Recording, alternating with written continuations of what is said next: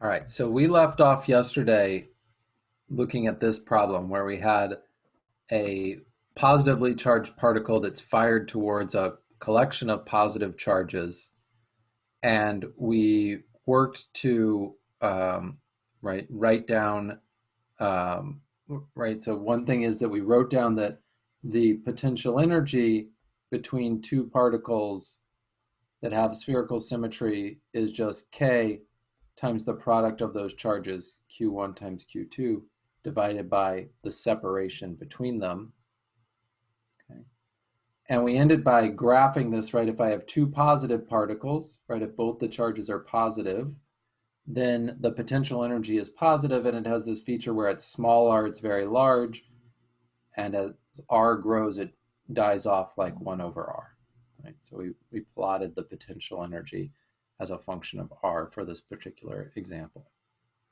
So let's finish this off. The part we didn't do yesterday was answer this very last question. What changes if that fixed charge is negative rather than positive? Okay, so what we want to do is imagine that all of these charges are negative instead of positive in this example. So what changes? Does the particle, let's just go through this again now with negative charge sitting there. Does the particle speed up or slow down in this example? What do people think? If you can share your thoughts in the chat. Do you think it speeds up or slows down?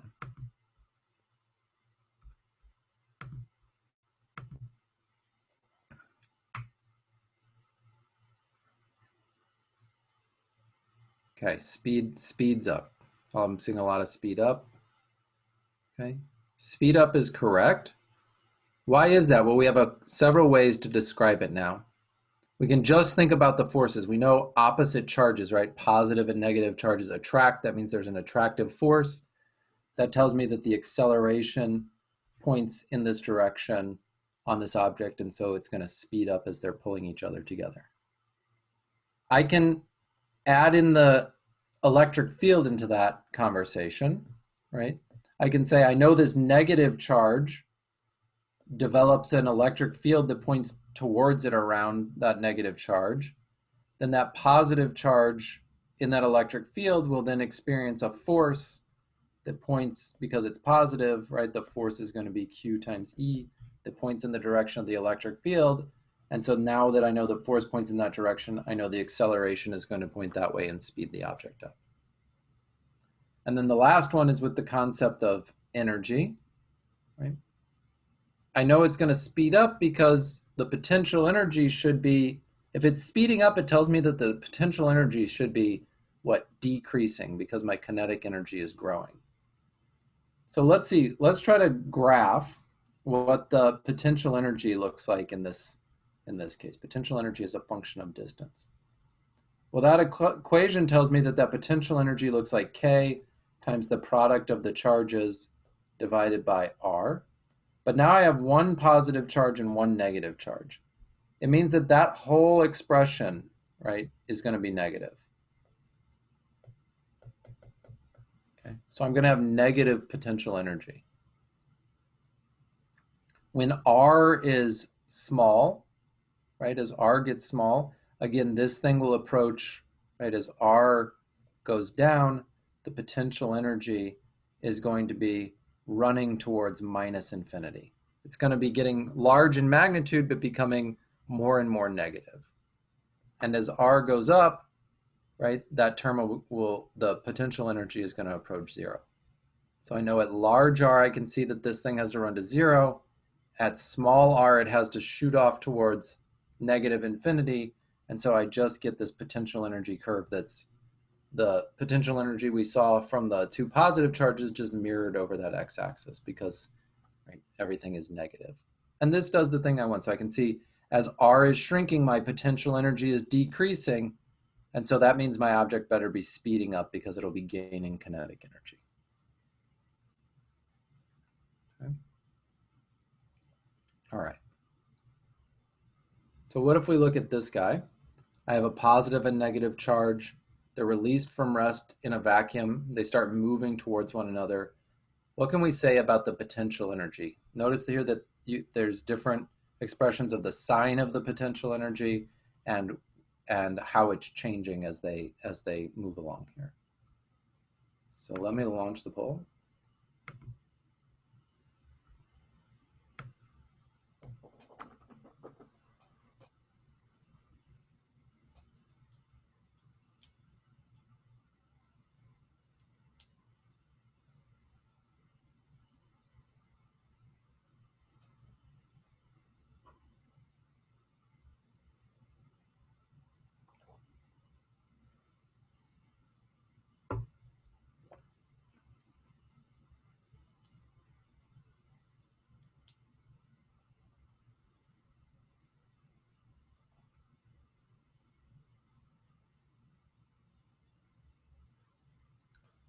Okay, I'm going to go ahead and end the poll now.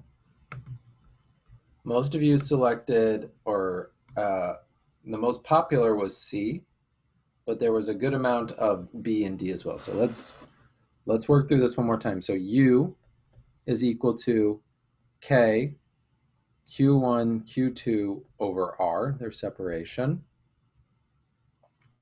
Q1 is our positive charge, Q2 is our negative charge. So what does that tell you about the total potential energy? Well, R is just a separation, that's going to be positive. K is just a positive constant. So this whole expression U has to be negative, okay? Because I can see I have this negative value multiplying here.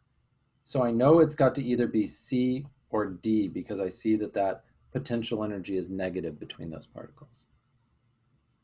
As they move together, what's going to happen? R is going to get smaller, and so that negative value is going to become larger. They're going to get more negative. So the answer here is C, that a negative potential energy becomes more negative, right? It's going to follow this curve. As R gets smaller, I get more and more negative. Okay.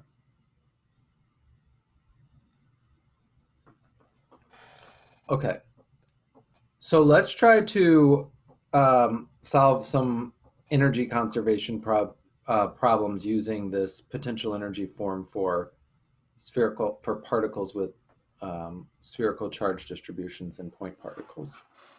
So here's the one we're going to look at. Let's imagine I have a bead that's charged to 1 nanocoulomb, and I know the diameter of that bead, it's 2 millimeters. And then I'm going to shoot another charged particle, in this case a proton, at that bead from far away. So we're going to write down what we mean by far away here when your text says that, with a known initial speed. And what it's going to do is it's going to collide with that plastic bead, and I want to know what's the speed that it's traveling with when it collides. So let me get open the notebook here. All right. So this is an energy conservation problem, or we're going to solve this problem using energy conservation. And remember, when we're solving energy conservation problems, we don't really care about how an object got to where it is. We just care about states, what it looked like at some initial time, what it looks like at some later time. So we're always going to try to break these problems up into a diagram that shows the initial state of my system and what we're going to call the final state, or the state at some time later that I'm interested in understanding. For this particular problem, they tell us that we have a bead that's 2 millimeters across, has -1 nanocoulomb of charge built up on it. And I'm going to have a proton over here. It means it has plus a fundamental charge sitting on it. And it's going to have an initial velocity towards this guy that's given to us 1 × 10⁶ meters per second. What's the initial separation here between these two guys? Well, it says that they're very far away, so we're going to take that initial separation to be infinity. When it says very far away, we're just going to treat that like a gigantic number, and the biggest number we can think of is infinity. Now, what does this look like in the final state? Well, here's our 2 millimeter charged object, and now this thing is it's going to collide with this object, and so that proton is going to have some V final, That's what we want to find. What's that final speed that it's traveling with when it collides with that object? And now that we have the diagrams of the two different states, we can try to use our energy conservation principle. We know that the initial kinetic energy of the system plus the initial potential energy of the system had better be equal to the final kinetic energy plus the final potential energy in this system. Okay, we can just write this down now, right? Let's go step by step. The potential energy, sorry, the kinetic energy. We have two objects in our system, the -1 nanocoulomb charged object and the proton. And they could both, in principle, be carrying kinetic energy with them. Well, this guy, right, the initial velocity for this guy is 0 and he just stays at rest. So he has no initial kinetic energy.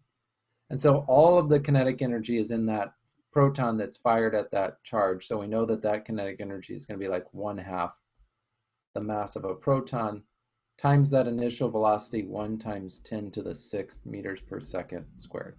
Right, this is just our 1/2 mv squared.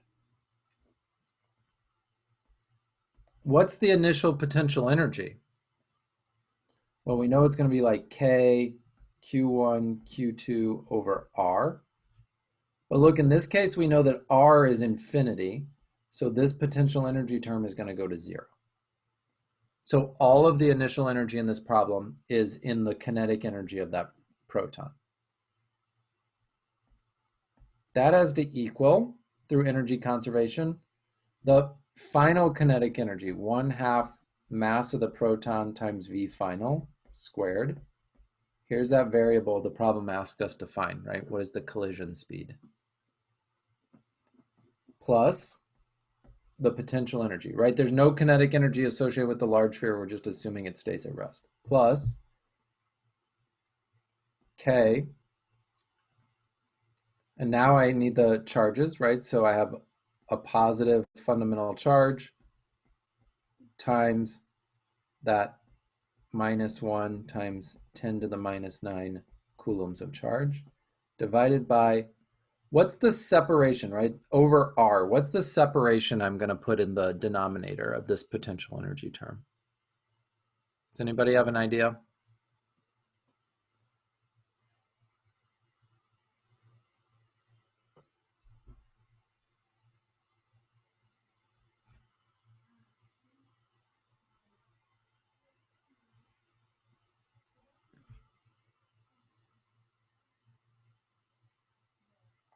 Richie has a tentative 1 millimeter guess put in the chat. What do others think?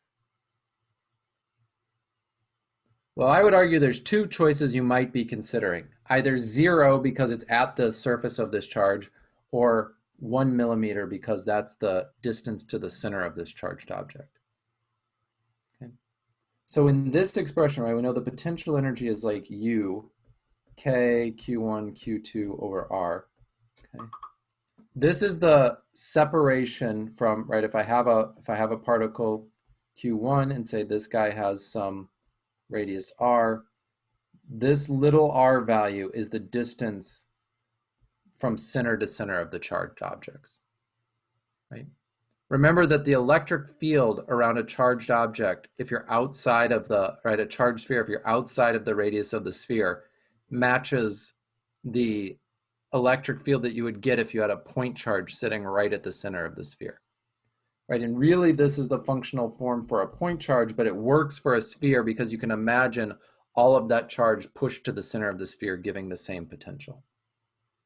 So when you have an extended charge that has spherical symmetry, you always want to be measuring this distance r, right? You want to imagine that it's a point charge that's generating the same electric field that the particle is moving through, and it's generating the, right, the potential from that single point. So you have to measure distances to the center of that extended charge object.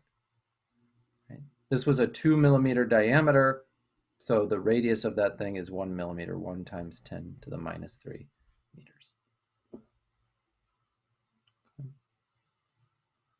And now we have everything we need to calculate this, right? We would look up the mass of the proton, to plug in here, we can look up the fundamental charge. So everything here is known, I can calculate that. Everything here, I can calculate that. The only thing I have to do is solve this expression for V final, and I'll leave that up to you. I think you can solve that equation. Okay? Make sense? Any questions on that?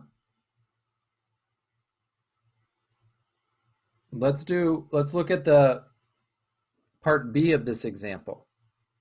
It says an electron now is fired at that same charge from very far away.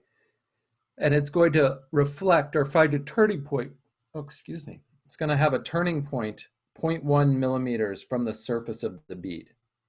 And in this case, we're supposed to find the electron's initial speed. So this is a really similar problem. We're going to make a diagram of the initial state and final state of our system. What do I have? Again, I have an initial -1 nanocoulombs of charge. That's 2 millimeters in diameter. And I have an electron now over here that carries minus a fundamental charge that's shot with some initial velocity that I don't know now. Okay. But what I know is that it has a turning point at 0.1 millimeters. What does that mean, a turning point? Does anyone remember what we mean by a turning point? What properties of my electron establish that it reaches a turning point? Can anyone share on? So Zachary is saying 0 velocity. What do people think? Is that correct?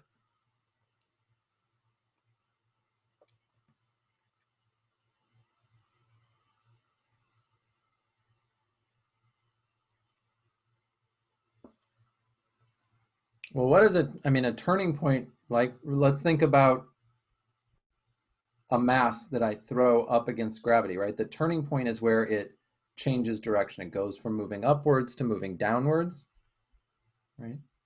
So it's where the velocity, right, goes from being maybe greater than 0, positive on one side of the turning point, to being less than 0 at the other point. And so it means right at that turning point that the velocity has to equal 0. Okay. It's this point where the object changes direction, and so since the sign of the velocity flips, we know it's smoothly transitioning. The velocity has to, right at the turning point, pass through 0. So what does that mean? That means that we have our charged object here, and this electron gets to 0.1 millimeters away from the surface, and then it stops here, right? It has a velocity that we'll call V final that equals 0 at this point. Right, it was coming in here, it got to this point. If we waited longer, it would start moving away, but right at that point when it's at the turning point, the velocity is 0. And now we just have to use our energy conservation, right? The initial kinetic energy plus the initial potential energy has to be equal to the final kinetic energy plus the final potential energy. Again, my large charge has 0 velocity, so it has no kinetic energy. So all of the kinetic energy is coming from that electron. So this kinetic energy is going to be like 1/2 mass of an electron times the initial velocity squared, whatever that is. We're supposed to solve for that. Plus, what about the initial potential energy? Well, look, it says this thing is shot from very far away again, so R is equal to infinity. That means the initial potential energy is equal to 0. The final kinetic energy is 0. We said that that thing is at the turning point. What's the final potential energy? Well, now I can write down, I can see that that has to be K, the minus a fundamental charge, times -1 times 10 to the -9 coulombs, divided by what's the distance here? Well, now I have, right, I'm measuring from the electron to the center of this charge. That's going to be 1.1 times 10 to the -3 meters. Okay, 1.1 millimeters.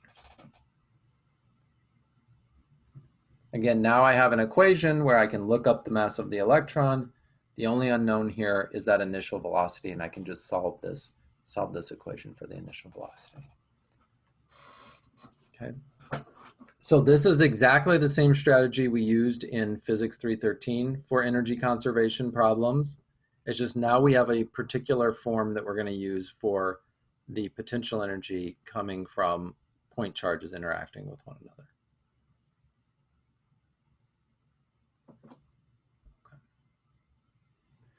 Your book has several other examples that they work through on this same idea.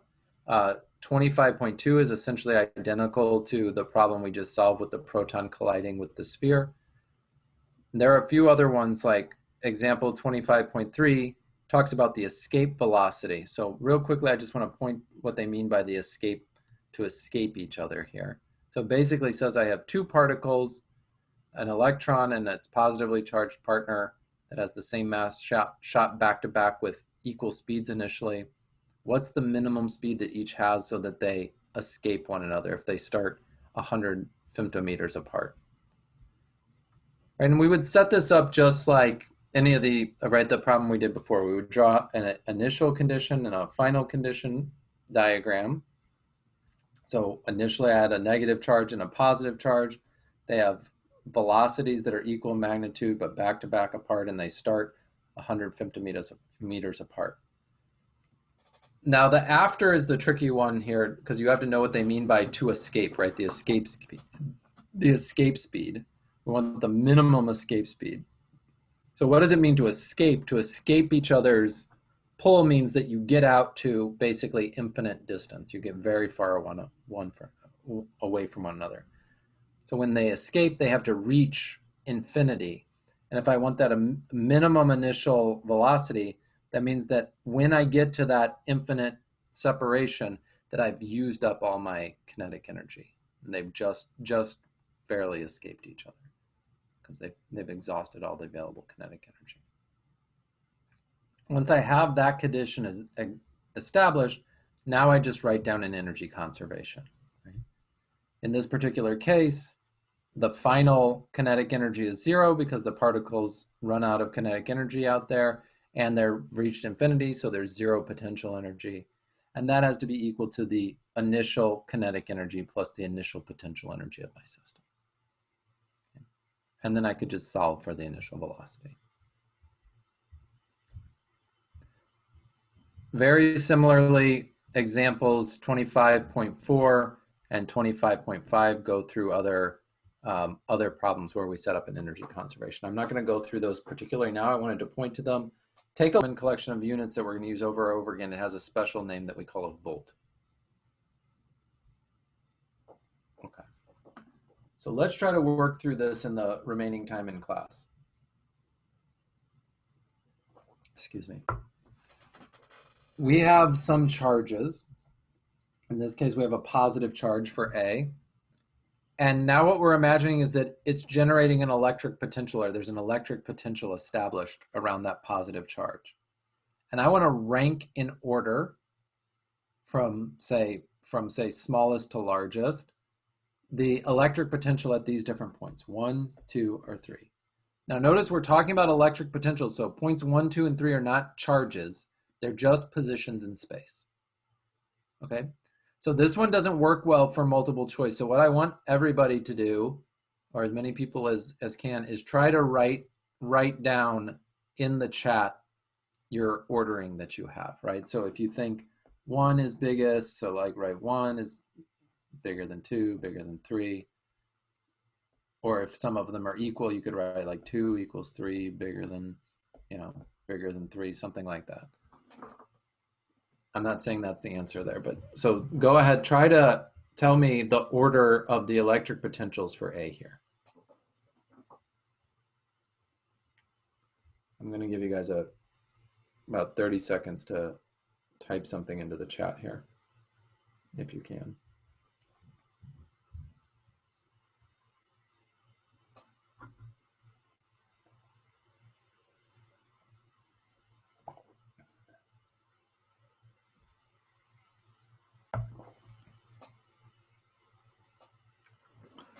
Okay, good. We have a lot of 1 is equal to 2 is greater than 3.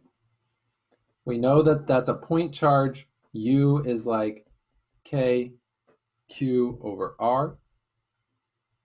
So anywhere where I'm the same distance away, those better be equal. So 1 should be equal to 2 because they're the same distance away.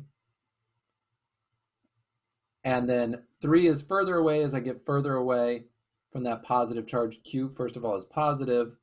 So as I get further away, my value becomes less positive. So 3 better be less than 1 and 2. All right, what about B? Now what I changed is the sign of the source charge. Can you rank those positions?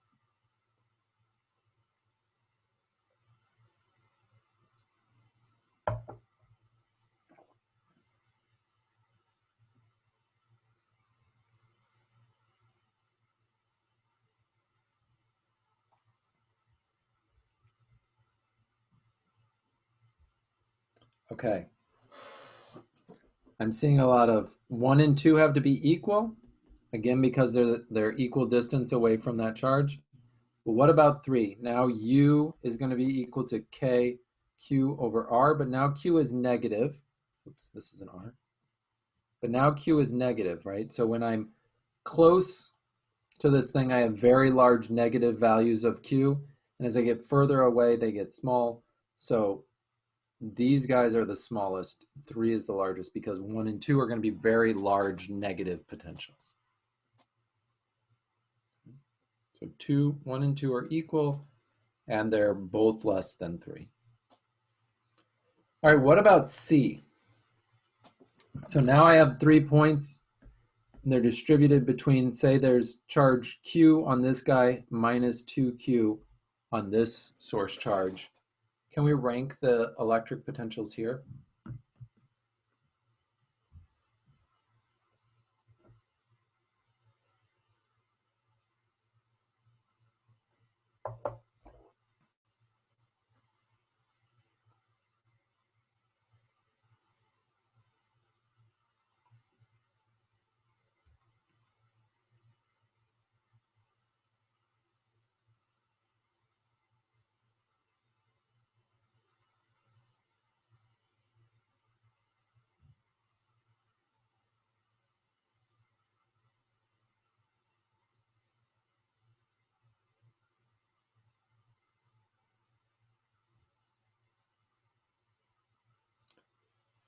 And we can give you maybe another 15 seconds on this one.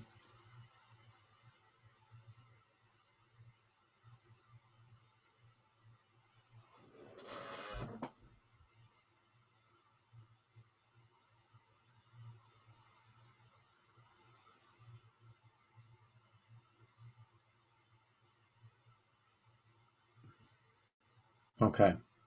I see a lot of 3 is largest, then 2, then 1. Let's see if we agree with that. So let's just go one by one. So 1, right? I have to use the superposition principle now. I have a potential coming from the negative 2Q charge and a potential coming from the positive charge. And let's just establish something like this is, these are separated by some distance, I don't know, R. These are equal units, equal distances here.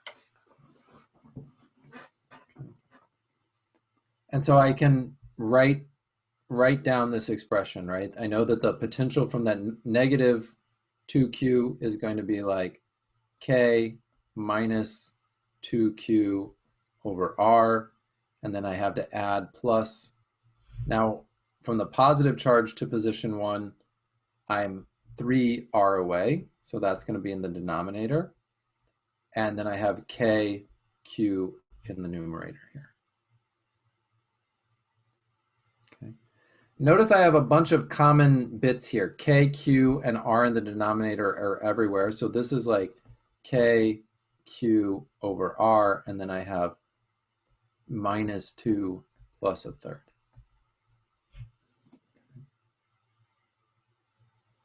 So we're going to have that for all of these, right? So I can always factor the K, Q, R bit out of this expression. So for 2, right, I see that I would have the right? Again, the K, Q, R factor in front, and then I've got a -2 charge in the front, and I'm 1 unit of R away, plus I've got that positive Q, and I'm 1 unit of R away, so I get something like this. Okay, so this one was minus 5/3 KQR.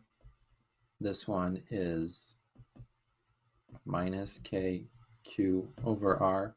And what about the third one?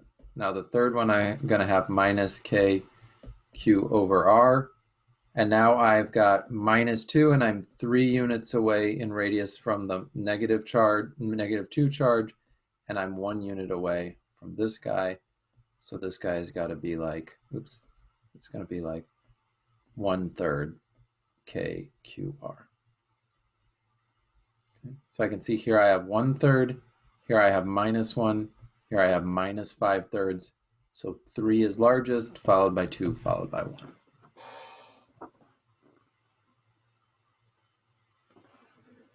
Okay, what about D?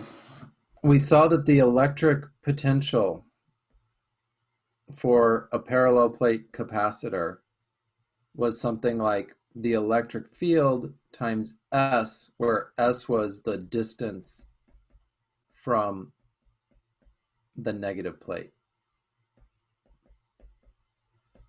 Right, remember we saw that potential energy increases as I move away from the negative plate. So I get further away from the negative plate. We also had just said that we know the electric field points in this direction. Sorry, it doesn't point in that direction. The electric field here points from the positive plate to the negative plate. And as I move against the electric field, the potential energy has to be, or the electric potential has to be increasing. So what do we think about here? What's the order for these 4 points? Who has which point has the largest electric potential?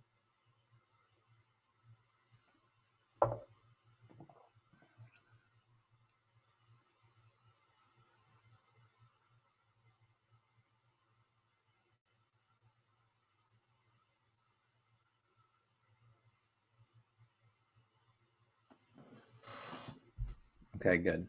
I see a lot of people saying 3 and 4 are equal and 1 and 2 are equal. That has to be the case because those points have the same distance away from the negative charge. And because this collection is closer to the negative charge, it's going to have the smaller potential energy. So 1 is equal to 2, and those have got to be bigger than 3 and 4, which are equal. Okay, good. What about the last one? Now this last one, I don't show you the source charges. All I'm showing you is the electric field. Can you order those 3 points in terms of electric potential, just seeing what the electric field looks like in that region in space?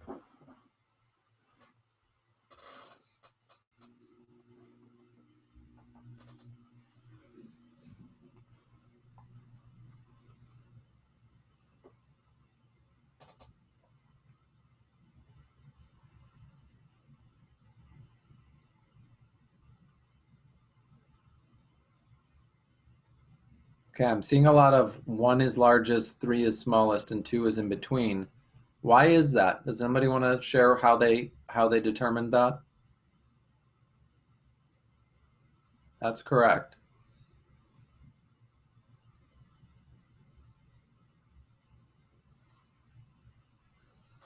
Right? It's this relationship to the direction of the field that's important, right? You can see that as we move from 3 to 2 to 1, we're swimming upstream against the electric field. And in all these examples we've seen for the point charge and for in between the parallel plate capacitor, if I'm moving against the electric field, I'm increasing my electric potential. Okay. So as I move against the electric field, back up against the electric field, I have to be increasing, increasing my electric potential. So 1 more than 2 more than 3 in this example. Okay, great. That's all we have for today. We're going to keep going with more introductory problems about electric potential tomorrow. Please do bring any questions you have over the material, because that'll be our last Zoom meeting before your homework will be due on Tuesday over this topic. Okay, that's it. If you need to take off, go ahead. Otherwise, I'll stick around if there are any last minute questions. Thanks so much. Bye-bye now.